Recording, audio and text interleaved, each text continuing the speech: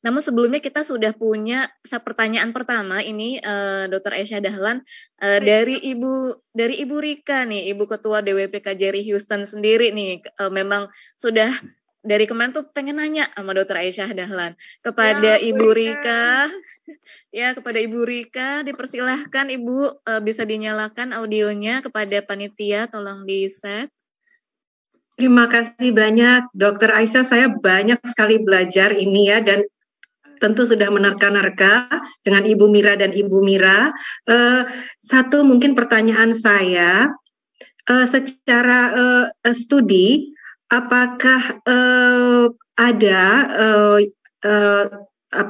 prosentasenya, berapa persen secara genetik yang diturunkan watak itu dari ayah dan dari ibu kepada anak-anaknya?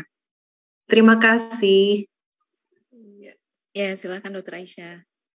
Ya, jadi kalau dari penelitiannya Florence Litter ini ya, kalau dari ayah atau ibu itu dia tidak menemukan presentasi, tetapi kita diminta untuk membuat namanya family tree, pohon keluarga, sehingga waktu misalnya saya gitu ya, karena tadi udah belajar peta watak 4 dasar ini, dan setiap orang watak dasarnya ada 2 kombinasinya tadi ya. Nah, terus saya bikinlah ibu saya koleris melankolis, ayah saya sanguinis phlegmatis misalnya gitu ya. Oh, berarti saya lebih banyak diturunkan dari ayah saya. Yang ada baru itu gitu ya. Nah, namun persentase manusia yang di dunia itu ada risetnya. Orang yang watak dominannya phlegmatis itu sekitar 50-60% penduduk dunia itu phlegmatis. Ya, nah jadi di dunia ini banyak orang damai, paling banyak phlegmatis itu. Ya, nah kemudian orang yang melankolis antara 15 sampai 20% yang melankolis. Ya, sanguinis juga 15 sampai 20%. Yang sedikit tuh orang koleris. 5 sampai 10% koleris itu. Koleris yang watak dominan ya, yang tadi. Nah, jadi memang sedikit orang koleris ini, ya, tapi sedikit aja masih tetap bisa ada perang loh, Bu. Apalagi banyak. Jadi di dalam satu populasi itu nanti ya itu nanti tersortir dengan sendirinya dalam misalnya satu institusi gitu ya. Yang kolerisnya paling cuma 5-10% gitu. Sanguinisnya 15 sampai 20, melankolisnya 15 sampai 20, ya, phlegmatisnya 50 sampai 50% gitu. Ya, jadi ini yang ada statistik tentang presentasi watak yang ada pada populasi. Adapun kalau nanti orang tua, nanti kita lihat lagi family tree-nya. Ada anak yang dia bukan dari dominan bapak ibunya, tapi dari kakek neneknya yang dari ayahnya, seperti itu. Nah, diajarkan oleh Florence Litter tadi untuk melakukan ya pohon keluarga dengan berbasic belajar 4 dasar watak tadi, sehingga dari kita bisa lihat, oh saya ada di sini dari dia gitu. Ya. Bahkan nanti kita bisa lihat, kita bisa merasakan berapa persen sih kira-kira saya ini, ya. Misalnya tadi Bu Rika setelah tadi belajar, Ibu pilih yang mana tadi, Bu? Punten, maaf. Saya sepertinya melankoli koleris. Oh, lebih pemikir juga gitu ya? Iya. Lebih pemikir, betul. Yang pencet odolnya tadi benar kayak gitu? Itu betul sekali. Sabun yang ditempel itu sabun batangan itu saya banget itu. Dan itu dilakukan dari kecil bukan? Iya. Ya, ada yang ngajar juga ya. Nah, sekarang Bu Rika bisa rasa nanti, saya melankolisnya yang kalau misalnya bisa dibikin 100% dibanding kolerisnya, tentu yang lebih banyak melankolisnya ya. Betul. Ada kurang lebih sampai 80% kurang lebih melankolisnya? Mungkin 60%. 60 ya. 40%-nya tadi ada di kolerisnya ya. Jadi senang ngatur juga, senang mengorganize juga ya. Nah, watak yang melankolis koleris ini targetnya nih Bu, ya sudahlah sempurna, senang ngatur sempurna gitu.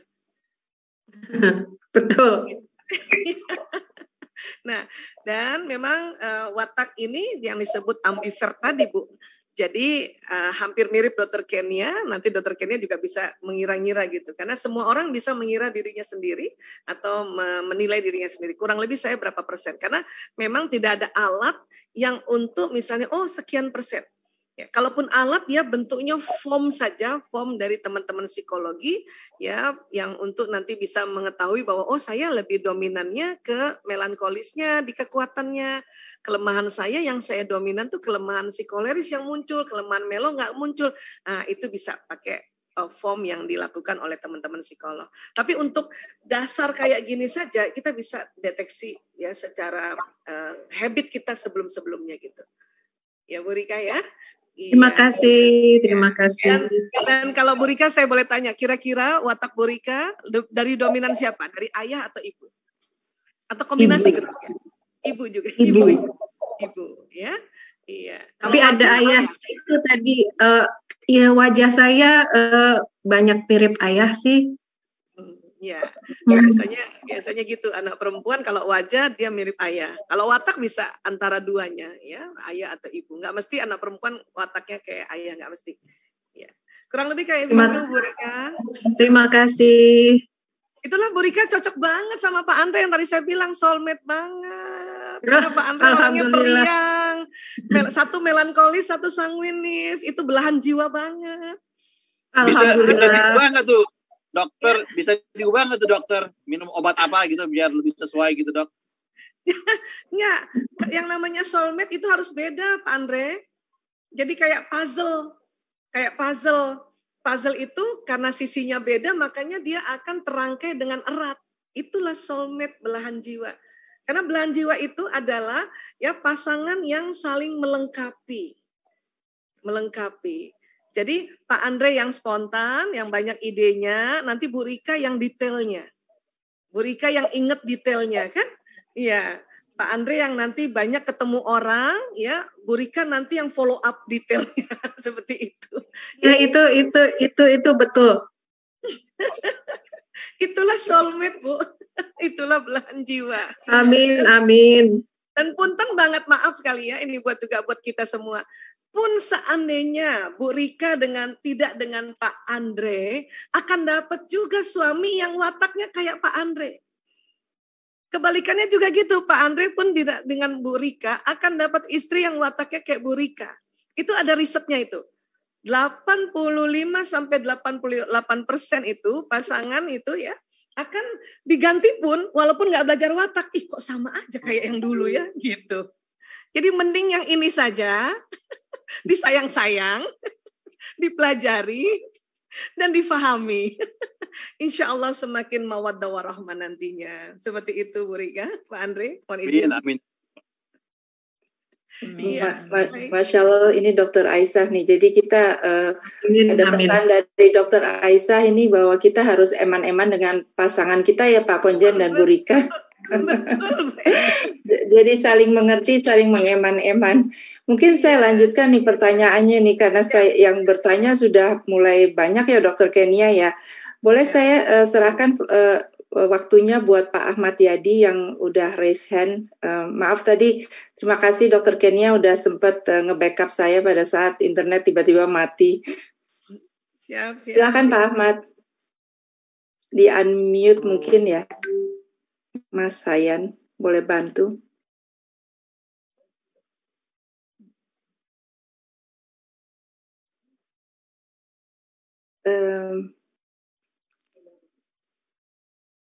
Dokter Kenia gimana ini?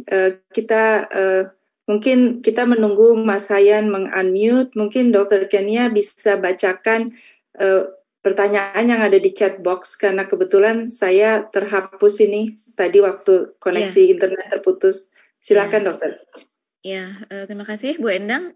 Dok, ini juga sudah ada yang bertanya melalui secara tertulis di kolom chat oleh Bapak Subanji Sadeli. Assalamualaikum warahmatullahi wabarakatuh. Mohon izin bertanya Dokter Aisyah. Saat ini banyak sekali berita hoax di medsos yang membuat orang membaca itu terhimbas dengan hoax tersebut. Akhirnya ada perubahan menjadi mudah stres dan mudah tersinggung. Mohon pencerahan antisipasinya. Jazakillah khairan. Mungkin maksudnya di sini jadi berubah wataknya atau wataknya terpengaruh gitu kali ya, Dokter Aisyah, akibat dari dampak berita hoax di medsos yang membuat stres. Jadi mudah tersinggung. Ini bagaimana, Dokter Aisyah mungkin bisa memberi penjelasan. Silahkan, Dok. Ya, baik. Sebetulnya gini, watak ini kan dia nggak berubah ya. Hanya di dalam otak kan selain tadi ada tempat watak, ada otak emosi tadi. Jadi di inti otak manusia itu kan ada limbic system ya, atau sistem limbik tentang otak emosi. Di mana kalau kita membaca satu berita ya, dan kemudian kita tidak saring berita, yang pertama nanti terstimulasi itu malah otak emosi sebetulnya. Otak emosi. Nah, kaitannya dengan watak ekstrovert ini memang lebih mudah jatuh di level emosi yang nuansanya buru-buru, marah, dan pride, ya gitu ya. Jadi dia ada lust, anger, and pride. Itu kalau yang watak ekstrovert. Watak introvert ya, yang tadi melankolis, flekmatis, yang pemikir, pengamat atau pengamat dan pemikir, itu kaitannya dengan otak emosi, itu sering jatuh di level yang lebih rendah frekuensinya. Di situ ada fear, grief, and apathy ya. Nah, jadi watak ini juga mempengaruhi ya nuansa emosi sebetulnya. Kemudian ada pun kaitannya dengan berita-berita yang ditangkap oleh mata, ditangkap oleh telinga, itu memang akan masuk ke otak, melewati otak emosi gitu. Nah, untuk itu sebetulnya agar berita ini tidak menjadi virus kita, karena kita sebisanya ya memilah-milih apa yang kita baca, apa yang kita dengar, dan apa yang kita ucapkan. Karena dari sisi ilmu neurolinguistik program, apa yang dilihat, didengar, dihidu, diucapkan, dan disentuh, itu pesannya akan masuk ke otak dan akan mempengaruhi emosi. Jadi kita harus pilih-pilih gitu. Ya, contoh kita ibu-ibu yang senang drama Korea gitu kan ya. Pilih-pilih ya, dan lihat lagi sikon. Sedang menstruasi, kita tahu kalau kita sedang mens itu bisa-bisa ya hormon kita kan nggak labil ya. Kita nontonnya drama Korea, ya Allah, yang istrinya ditinggal, aduh, itu lama-lama. Yang sedih gitu ya dok ya. Lama-lama yang kita tadinya baik-baik aja sama pasangan, terus terpengaruh itu. Informasi ini kan masuk ke dalam otak tadi, ya, dia menstimulasi emosi, apalagi yang wataknya introvert, yang pemikir. Ya, dengan ada misalnya contoh di film Korea itu dia mikir kayak gitu nggak ya pasangan aku, udah deh kacau jadinya. Jadi memang kita disuruh milih. Ya, nah, saya sih kalau udah tahu diri saya mens, mending saya nonton yang komika atau Mr. Bean sekalian aku nonton, itu lucu kali itu. Jadi menyenangkan, jadi nggak usah lagi jatuh di emosi yang negatif, tapi masuk ke emosi yang positif kayak gitu. Ya, itulah kaitannya kalau kita nanti berita-berita itu. Baik, ya. Silahkan Bu Endang. Terima kasih Dokter Aisyah. Pertanyaan selanjutnya ini saya lihat ada raise hand dari Ibu Teli Yuliati. Silahkan Ibu di unmute langsung bertanya dengan dokter. Assalamualaikum. Waalaikumsalam warahmatullahi wabarakatuh. Ya, Dok, saya kan ikut TGS ya, personality sharing. Iya, kelas watak ya, alhamdulillah. Iya, mangga. Saya ada 3 pertanyaan. Maaf banyak ya dok ya. Yang satu terkait diri saya sendiri. Jadi kalau dari hasil tes saya itu plekmatis sanguinis. Cuma ketika Dokter Aisyah menjabarkan tentang sifat melankolis yang becet odol dari bawah gitu ya. Terus kalau misalnya ada sampo atau sabun yang tinggal dikit diisi air, itu saya banget gitu. Cuma kalau di dompet saya memang nggak rapi, nggak terlalu rapi ya, cenderung berantakan gitu. Terus yang menjadi pertanyaan saya, kalau dari segi wajah, apakah benar saya itu plekmatis melankolis? Kalau wajah plekmatis melankolis. Oh gitu ya dok ya. Cuma kalau dari kecil saya lupaan dan ceroboh sih gitu. Ya, karena plekmatisnya Ya, dari situ ya. Ya, kalau pragmatisnya duluan dibanding melankolis, maka tingkat detailnya atau tingkat kerapiannya tidak sekuat kalau yang melankolisnya duluan. Gitu. Oh, gitu. Karena pragmatis gini, pragmatis dia pengen rapi tapi entar-entar aja dikerjainnya. Terasa kayak gitu? Iya, cuma nggak bisa rapi banget, nggak kayak suami saya gitu. Kalau nata baju-baju itu saya nggak bisa. Biasanya mungkin kemungkinan besar suami yang melankolis ke koleris. Soulmate-nya dengan Bu Teli ya, soulmate-nya itu yang bertolak belakangnya, Bu Teli pragmatisnya, suami yang koleris. Itu belahan jiwanya. Ya, ada watak yang sama di melankolis dan melankolis, sama-sama kalau lagi mikir sama-sama diem. Ya, Bu. Iya. Kalau dari segi tes sih itu Bu, dia pragmatis melankolis ya. Cuma ya itu mungkin ada kesalahan atau memang kurang jujur juga. Ya, kadang-kadang seperti itu. Atau kadang-kadang waktu isi tesnya melihat kondisi sekarang. Watak itu dia lebih akurat kalau kita melihat kondisi sebelum kita. Makanya sebetulnya belajar watak ini sejak kecil tuh lebih bagus. Ya, anak-anak SD waktu di tes watak itu akuratnya lebih tinggi dibanding kita orang dewasa waktu tes watak. Karena kita mengukur kondisi sekarang.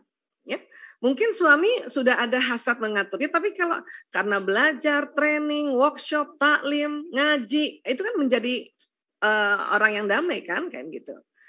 Ya, jadi ada proses namanya pembelajaran di dalam perjalanan kehidupan kita. Nah, watak pembelajaran tadi kalau kita petakan, kalau watak dasar di paretalis di sini, watak belajar yang di depan tadi, yang tadi kita kasih warna merah tadi, frontalis tadi.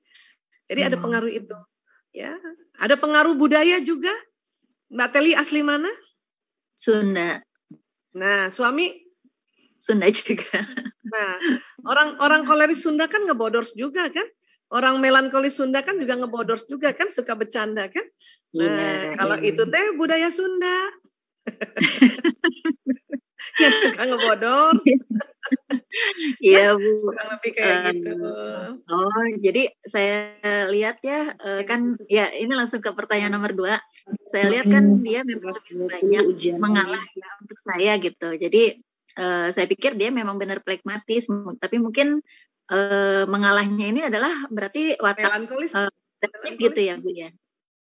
Ya, melankolis itu kan watak yang nggak enakan perasa, apalagi kalau misalnya suami belajar tentang bagaimana Rasulullah ya bersikap pada istrinya, ya kan? Dia belajar itu. Melankolis itu perasa. Melankolis itu kayak Utsman bin Affan, perasa banget, ya. Dan gitu. Dan dia menjadi suami yang care, peduli, orang melankolis tuh. Ya, jadi dia bersyukur banget kalau ada melankolis bisa ngerti istrinya. Waduh, keren.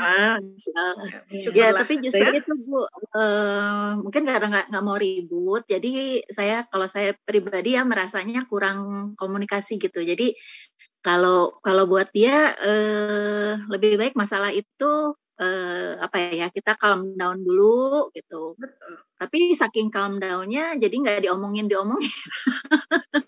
Pakai gitu, Bluetooth, jadi pemikir, pakai Bluetooth. Iya, baik. Iya, terima kasih Bu Teli. Ya, terima kasih Bu Teli atas pertanyaannya nih, karena masih ada pertanyaan lain dari peserta yang lain, kita beri kesempatan ya Bu Teli kepada yang lainnya. Dr. Aisyah kebetulan sudah ada Bapak Andre, Bapak konjen kita sudah mengajukan dan raise hand dari tadi, jadi saya persilahkan kepada Pak Andre untuk menyampaikan pertanyaannya. Ya. Mungkin terima kasih Dr. Kenia, tapi saya ingin menyambung komentar tadi Dr. Aisyah. Ini kita selamat Ibu Rika dan teman-teman DWP hadir dari 28 perwakilannya dari Afrika, dari Myanmar, dari Eropa, dan menunjukkan apakah ini artinya Bu Dr. Aisyah, apakah sebagian besar orang-orang DWP ini kolerik semua Bu Aisyah, Dr. Aisyah, apakah ibu-ibu DWP itu kolerik semua sampai hadir sampai 28. Mungkin kalau ada kesempatan Ibu Rika ada beberapa ketua DWP dari berbagai perwakilan yang ingin ada pandangan khusus dari negara mereka. Tadi Ibu bilang mengenai budaya, saya yakin budaya di Doha, Qatar juga berbeda ya Dokter Kenia ya. Apakah orang-orang Arab itu sebagian besar mereka tuh lebih sanguine? Yang pasti orang Batak kayaknya kebanyakan sanguine ya Dokter Aisyah ya. Dan apa benar orang Jawa itu pragmatik gitu? Karena kalau orang Jawa flagmatik, tapi kok pendendam termasuk di mana Bu Dokter Aisyah ya, flagmatik, tapi kalau marahnya diam-diam ngeri juga ya.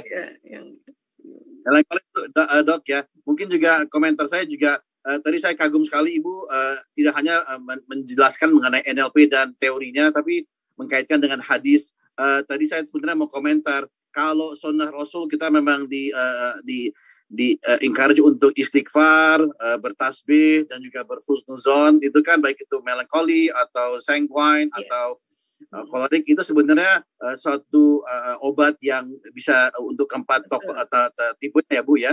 Namun menurut mensucikan dokter jiwa, itu cara mensucikan jiwa. Mensucikan jiwa dan menenangkan bisikan-bisikan. Mungkin tadi sanguine mungkin bisikan-bisikan hati lebih keras dokter ya dibanding, atau mungkin bisikan hati sanguine sama melankoli kan juga agak-agak suicidal ya Dok ya. Cuman itu saja Dok, saya ingin bikin komentar dan menawarkan Ibu Rika untuk teman-teman DWP. Masya Allah. Baik, terima kasih Pak Andre, itu benar banget ya. Jadi kalau nanti kita apapun watak, kemudian kita belajar agama sebagai pegangan ya. Tentu kalau di Islam kita beristighfar, kita berzikir, kita bersalawat. Inilah bajunya jadinya. Jadi apapun watak, baju yang indah adalah baju takwa tadi. Karena nanti pelajaran agama itu yang nanti masuk di lobus frontalis, yang nanti dia mengukir. Nah ini tadi membentuk karakter inilah dengan agama sebetulnya. Ya, apapun agamanya gitu. Sehingga dia menjadi seorang koleris yang bertakwa, sehingga yang muncul lebih banyak kekuatannya, kelemahannya yang dia tahu sendiri dan dia bisa atasi gitu. Sanguinisnya juga begitu, sanguinis yang berbaju takwa itu yang muncul tuh yang kekuatannya. Nanti kelemahannya dia bisa atasi dengan ketakwaan, dengan arahan-arahan atau tools dari agama tadi, karena agama itu bagaikan tools yang gergaji tadi, Pak Andre, gitu. Ya, dan melankolis juga begitu, yang misalnya aslinya memang dia karena pemikir dan kalau dia disakiti pendendam, tapi karena dia belajar agama untuk forgiveness, maka dia cepat memaafkan tapi tetap ingat gitu. It's okay, nggak apa-apa gitu ya.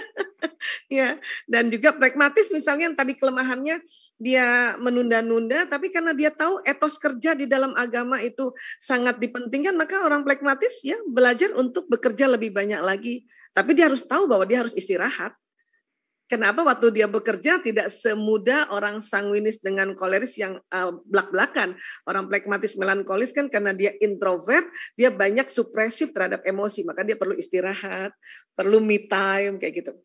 Jadi inilah kaitannya antara tadi agama atau baju takwa dengan watak itu gitu. Adapun kalau Ibu Dharma Wanita itu nanti setiap institusi jadinya gini Pak Andre, melankoli pragmatisnya 60% atau 50%, sanguinisnya 15-20%, melankolisnya 15-20%, kolerisnya 5-10%. Setiap institusi begitu dia. Kalau nanti kita riset ya, iseng-iseng aja riset, dapat itu angka seperti itu. Ya, itulah pembagian watak secara populasi. Kurang lebih seperti itu Pak Andre. Baik, terima kasih. Terima kasih Dr. Aisyah atas jawabannya. Kemudian saya akan melanjutkan kepada sesi di kolom chat. Ini juga ada dari perwakilan DWP Beograd, yaitu Ibu Ati yang bertanya bagaimana menghadapi anggota keluarga memiliki watak yang berbeda-beda, Dr. Aisyah. Saya sendiri wataknya ekstrovert, suami introvert, anak-anak 3 semua ambivert. Karena juga ada pertanyaan serupa di kolom chat oleh penanya yang lain berkisar hal yang sama. Silahkan Dr. Aisyah. Nomor 1, kalau istri introvert, suami ekstrovert atau kebalikannya, kita terima dulu. Oh, inilah soulmate-ku gitu lah. Inilah belahan jiwaku. Terima dulu. Agar apa? Agar kita langsung merasa bersyukur ya. Oh, ini udah benar gitu. Hanya terjadi konflik itu karena kita perlu belajar sedikit tentang kekuatan kelemahan. Karena memang perbedaan ini ada karena kita berbeda. Dari laki-laki perempuan aja berbeda. Ya kan, otak laki beda, otak perempuan berbeda. Kemudian watak saja berbeda, budaya berbeda, usia aja kadang berbeda. Inilah perbedaan-perbedaan ini yang disebut beda itu indah, itu dalam rangka bagaimana kita menjembataninya dengan belajar. Nah, itu nanti kan amal solehnya itu yang dicatat sebagai ikhtiar amal soleh. Nah, biasanya nanti anak-anak, kalau semakin banyak anak, semakin lengkap watak-watak di anak-anak tersebut gitu. Kayak saya nih, ya alhamdulillah dapat anak kan 5 ya, 4 laki-laki 1 perempuan. Semua watak ada di anak-anak saya. Makanya saya sedang susun buku ini. Alhamdulillah, insya Allah. Mohon doanya, ya. Mohon doanya teman-teman semua, Bu Rika, Pak Andre, saya sedang susun buku. Tapi berdasarkan pengalaman anak-anak, karena anak-anak saya semuanya ada. Anak pertama yang sanguinis koleris, anak kedua koleris melankolis, anak ketiga melankolis plekmatis, anak keempat plekmatis melankolis, dapat semua ada. Ya, kalau semakin banyak anak gitu kan, probabilitasnya kan semakin tinggi jadinya. Nah, caranya adalah kita karena setelah tahu belajar watak masing-masing, kita sudah identifikasi, sudah tahu kekuatan, sudah tahu kelemahannya, tinggal ada namanya adaptasi. Ya. Jadi saya kalau ketemu anak 10 menit pertama beradaptasi terhadap wataknya. Gitu. Saya juga kalau ketemu suami 10 menit pertama beradaptasi terhadap watak suami. Ya, itu karena kita yang belajar ya. Sehingga kita menjadi orang yang dinanti-nantikan, kemudian dianggaplah itu istilahnya bijaksana. Dari 10 menit aja. Karena kalau lebih 10 menit itu nanti merubah watak kita kan. Kita nanti kalau merubah watak kita pakai topeng namanya, capek nanti. Ya. Saya yang orang plekmatis, yang orang damai, kalau suami datang, ya saya harus agak koleris sedikit. Ya. Jadi kalau dia suruh sesuatu ya, kamu cari ini, siap. Aslinya sih kalau disuruh nyari-nyari males. Besok aja Thomas, gitu ya. Tapi karena ingin beradaptasi agar juga suami merasa dihargai, kita 10 menit pertama jadilah seorang koleris gitu. Siap Mas? Oke, siap, baik. Ya, kalau bisa pas masih dia ada, yang misalnya saya disuruh cari berkas, saat itu juga harus cari berkas gitu. Itu yang diharapkan oleh pasangan koleris terhadap istri yang plekmatis. Atau kebalikannya, misalnya istrinya koleris, suaminya plekmatis. Suami plekmatis kan pulang kantor ingin istirahat dulu, kasih waktulah 10 menit dia istirahat. Jangan disuruh ini, ganti bohlam, ya, buang tampah. Karena kan istri-istri koleris nih Pak Andre selalu mau cepat. Dan kalau nanti minta sama suaminya yang plekmatis gitu ya, selalu mau cepat. Sementara suami plekmatis karena capek kerja di luar, dia butuh waktu untuk rehat sebentar. Inilah kita yang disebutnya beradaptasi, kasih waktu dia. Ya, dan tentu dalam Islam kita masuk lagi pelajaran Islam antara suami sama istri, kan istri harus hormati suami apapun wataknya kan. Nah, inilah yang dibutuhkan namanya teknik adaptasi ya. Kurang lebih seperti itu. Mudah-mudahan bisa menjawab. Ya, mudah-mudahan menjawab bagi yang bertanya. Kemudian ini pertanyaan terakhir Dr. Aisyah karena waktu kita yang terbatas. Jadi udah jam 11 di sana udah malam banget itu di Amerika. Dokter Kania, sebentar ini saya mau mengingatkan, saya barusan tulis di form di chat box itu ada form yang silahkan diisi untuk hadirin terhormat jika ingin mendapatkan materi dari webinar hari ini, karena topiknya ini sangat seru banget nih, kita nggak kerasa ya sudah lewat waktunya. Monggo silahkan Dokter Kenia untuk membacakan mungkin satu lagi pertanyaan sebelum kita wrap up ya dokter. Ya baik, terima kasih Bu Endang. Ini ada pertanyaan cukup menarik nih Dokter Aisyah dari Austin, Texas ya, dari wilayah Austin, Texas. Assalamualaikum, izin bertanya, apakah ada korelasi antara watak dengan kecenderungan memiliki mental health disorder? Misalnya apakah melankolis cenderung memiliki obsessive compulsive disorder, dan kira-kira bagaimana mengidentifikasi serta mencegah Dok kalau memang ternyata ada riset atau hubungan yang seperti itu? Silahkan Dokter Aisyah. Ya. Baik, jadi memang ada betul kaitan mental health dengan watak ya. Jadi karena apa? Karena di dalam otak itu ya, kalau kita belajar tentang tadi ya tentang otak manusia, boleh saya buka satu lagi ini Ya, silahkan, Dok. Slide-nya Dr. Kenia ya, supaya kita langsung bisa.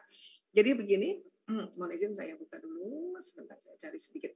Jadi karena di otak manusia ini ada emosi ya, kemudian ada watak, maka interaksi antara emosi dan watak ini sering membuat ya kondisi mental kita ada gangguan ya. Jadi ini ya. Jadi nyon sewu, mohon maaf, ini otak lagi ya. Di sini kan watak ya. Di sini watak. Di sini watak dan bakat, dan kita tadi watak pembawaan ya, yang dua jenis tadi, ada yang dominan, ada yang kombinasi. Di sini juga ada kekuatan dan kelemahan. Oke, nah emosi yang mana sih? Emosi yang ini di dalam, dia bentuknya ya elips ini, ya ini disebut limbic system. Ini emosi. Nah, watak mempengaruhi emosi. Itulah yang saya tadi katakan, watak ekstrovert lebih sering jatuh di emosi yang kalau dalam Islam namanya nafsu amarah, atau dia berada di level ya lust ya, kemudian anger and pride. Itu tiga itu. Ya. Nah, kemudian yang watak introvert itu sering berada di level yang nafsu lawamah. Dia masuk di level apati, ya, grief and fear. Itu. Nah, yang ambivert itu justru sering ya berada di dua level emosi itu, level amarah lawama, dia lebih labil, makanya tadi ambivert tuh labil ya. Yang saya Dr. Kenia kan ambivert, terasa nggak sering labil, kadang-kadang ya, kadang-kadang lagi pengen ekstrovert banget, kadang-kadang pengen introvert banget gitu. Jadi ya, orang ambivert itu labil memang, tapi mau nggak mau itu watak itu udah ada di sini, tinggal kita pelajari. Nah, maka orang introvert yang sering berada di level emosi frekuensi rendah atau lawama itu ya yang sering kena gangguan mentalnya atau mental disordernya itu depresi. Depresi, orang introvert itu mudah depresi. Nah, gitu ya, Dok. Ya, kalau ekstrovert ya karena dia sering dia kan spontan, kemudian to the point, belak-belakan ya. Apa-apa itu di jenis manajemen emosinya ekspresif ya. Maka dia sering jatuh di level kalau nanti mental disordernya di manik atau mania. Ya, mania. Nah, yang ambivert ini yang sering manik depresif istilahnya. Kadang dia tiba-tiba seneng banget, kadang-kadang depresi banget, ada suicide di situ gitu. Nah, manik depresif ini yang sering terkenal sekarang istilahnya bipolar. Bipolar itu sering terjadi pada watak ambivert, sering terjadi. Ya. Nah, kalau OCD, obsesif kompulsif itu sering terjadi pada watak yang ada kolerisnya kah atau ada melankolisnya. Karena keinginan dia tadi perfeksionis tadi kan. Jadi kadang bolak-balik ngecek ya pintu udah ditutup belum, lebih dari 3 kali ya. Atau udah cuci tangannya berkali-kali. Itu biasanya watak apapun baik ekstrovert, introvert atau ambivert yang ada melankolisnya dan ada kolerisnya itu.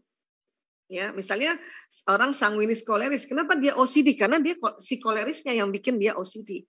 Ya, kemudian orang plekmatis melankolis, kenapa dia OCD? Ya karena si ada melankolisnya.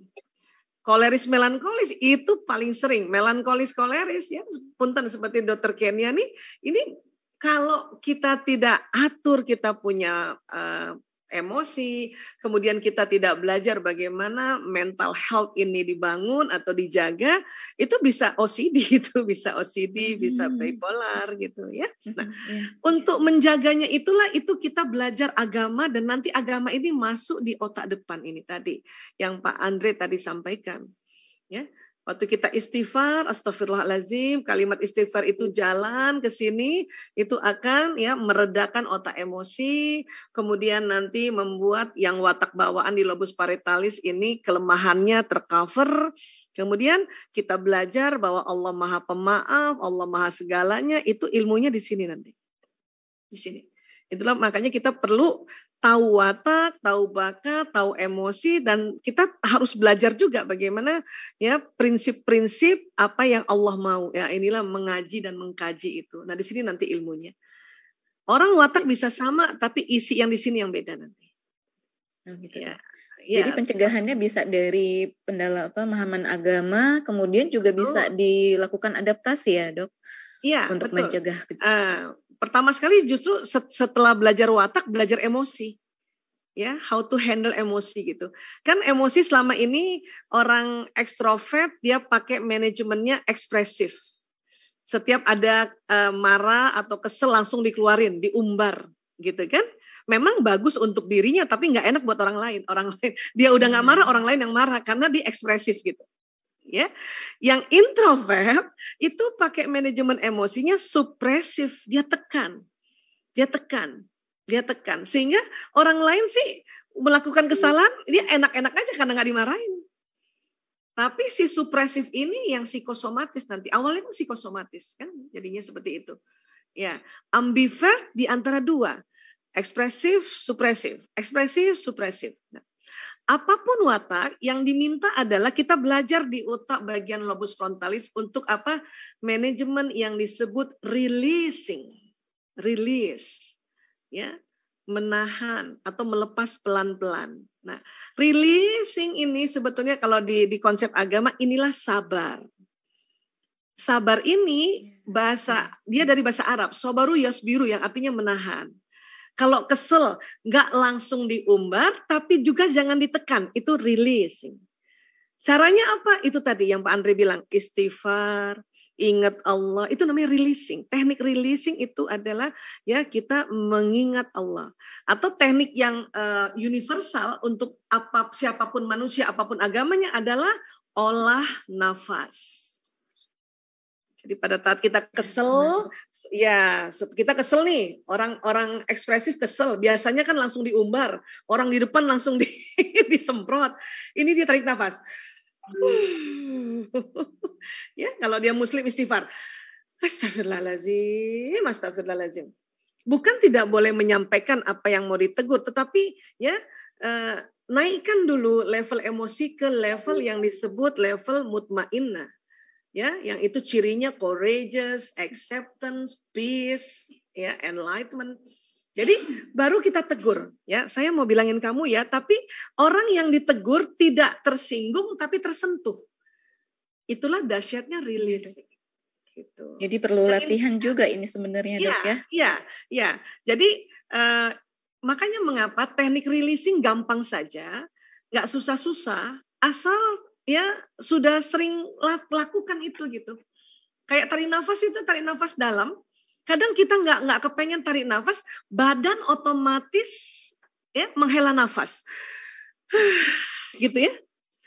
Kalau kita lagi ngantri nih, mau nonton di bioskop, ya udah setengah jam, tiba-tiba ada ibu masuk di situ. Kita langsung gini kan.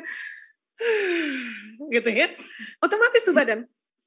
Itu releasing. Ya, releasing. Dia udah terbiasa. Atau istighfar. Dibiasakan pada saat lagi tidak marah, lagi habis sholat istighfar. Pas kondisi sedang tiba-tiba masuk ke emosi negatif, langsung astagfirullahaladzim. Ya Allah, ya Allah, ya Allah. La ilaha illallah. Itu proses habituasi namanya. Ya, habit. Nah, itulah pentingnya kita lafazkan itu. Kurang lebih kayak gitulah rangkaian-rangkaiannya yang ada di otak kita. Ya. Ya, sangat menjawab Dokter Aisyah. Semoga juga menjadi solusi buat yang memiliki anak-anak dengan potensi-potensi seperti itu. Mudah-mudahan bisa dapat mengidentifikasi maupun mencegahnya gitu ya Dokter Aisyah. Ya sayang sekali nih Dokter Aisyah juga para peserta webinar karena waktu yang terbatas kita harus terpaksa mengakhiri sesi tanya jawab ini.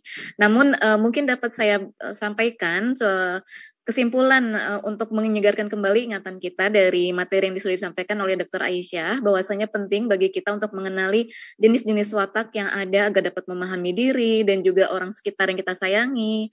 Lalu bisa saya simpulkan juga Dr. Aisyah bahwa ada 4 watak dasar manusia, diantaranya flegmatis yang memiliki hasrat damai, lalu melankolis dengan tipe sempurna, detail, teratur, dan pemikir.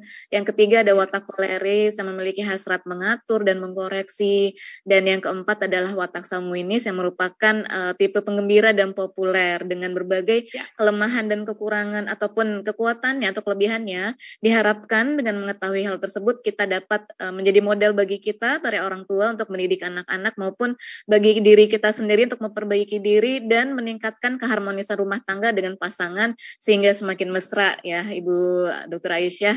Mudah-mudahan bermanfaat. Nah, Dr. Aisyah, untuk itu saya memberi kesempatan kepada Dr. Aisyah bila berkenan untuk menyampaikan closing statement Dr. Aisyah atau pesan yang bisa dibawa pulang para peserta webinar ini. Kami persilahkan Dr. Aisyah.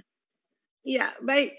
Terima kasih sekali lagi buat seluruh sahabat-sahabat Wila yang bergabung hari ini, khususnya ya Dharma Wanita Persatuan KJRI Houston. Di sini ada Pak Andre beserta Ibu Rika yang langsung menemani kami di sini. Alhamdulillah, terima kasih banyak.